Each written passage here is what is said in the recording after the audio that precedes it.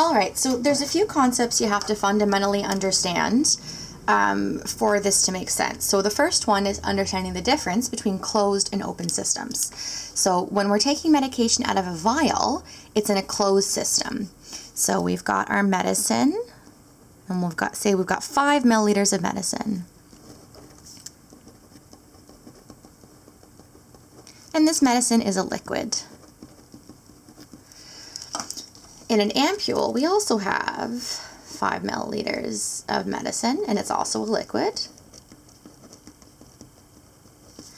But the difference between these things is how air can or can't interact, right? So you've got air floating all around both of these vials, but inside the vial, we have air that cannot get in and out. It's a closed system. And inside the ampule, you have air that can just freely go in if it feels like it or go back out if it feels like it. So that's why it's fairly easy to take medicine out of vials. We don't have to do anything special. Out of ampules, my apologies. But in the vials, because it's a closed system, we have to remember that it's got that air inside. And so we have to replace the air before we take out the medicine, or we won't be able to take out the medicine. And so part of the reason for this is a property called compressibility. So I'll just draw our medicine in again, and our air in again.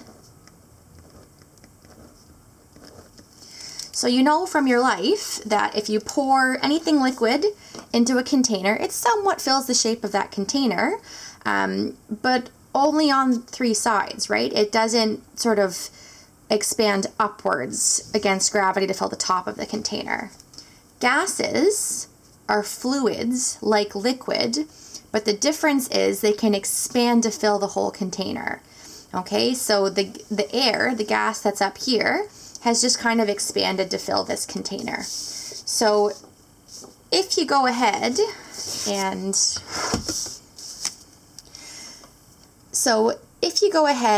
try to take this medicine out without putting any air in, it can be done, but the problem is you're creating a vacuum. So we still have the same amount of air floating around in this vial, and we've got our medicine into our syringe, but it's going to be really, really hard to pull back, because when you have the same number of things, when you have less things, so previously there was 10 things in the vial, and now we only have 5 things in the vial, we create an area of low pressure.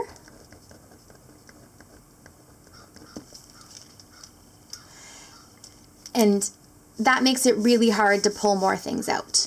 So what we want to do instead is we want to draw up some air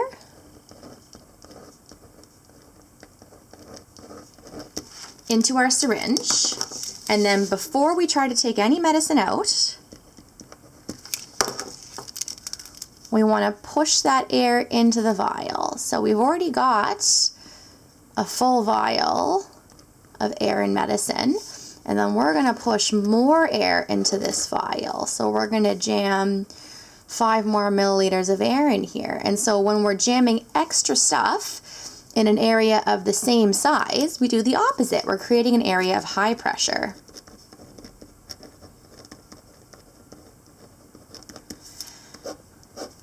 And that area of high pressure, unlike our area of low pressure, it really wants to get out. All of this gas in here does not like being smushed up so tightly like that. So when we then flip our vial over and try to pull our medicine in, it's a lot easier because this container is made to hold 10 milliliters of something, and it still has the 10 milliliters of air in, and it's pretty happy.